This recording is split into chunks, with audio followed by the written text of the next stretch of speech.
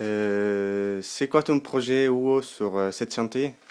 Alors, mon projet sur ce chantier, ça serait de faire un enduit correcteur thermique, en fait, de terre et de paille.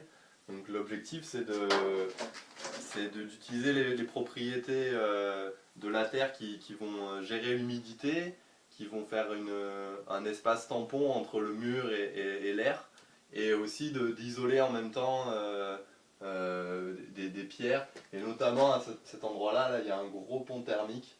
C'est-à-dire que le froid rentre par ce mur. Du coup, là, ça va aider à se sentir mieux à l'intérieur. Voilà.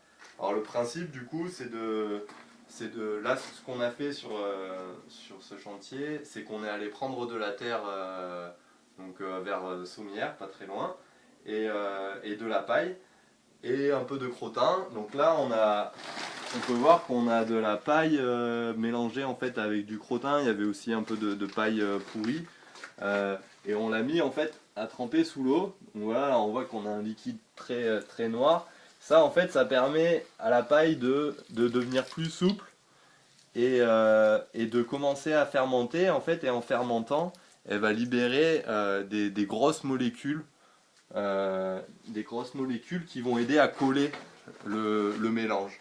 Donc on va mélanger après de la paille, de la terre et du sable.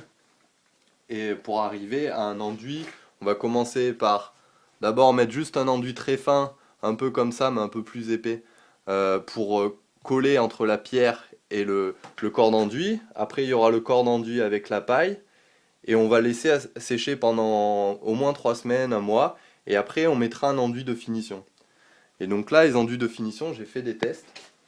Donc là, on peut voir par exemple qu'il y a 2 sables pour un de terre. Voilà, et donc ça donne ce rendu-là. Donc là, ça fait, finalement, il n'y a pas beaucoup de sable parce qu'on peut voir que là, il y a des fissures. Donc c'est pas idéal, il faudrait qu'il y ait un peu plus de sable.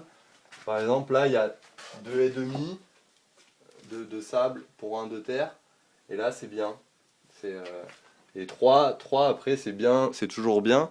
Mais l'idéal, c'est d'avoir le maximum d'argile pour les propriétés et aussi parce que l'argile, c'est le liant, c'est la colle.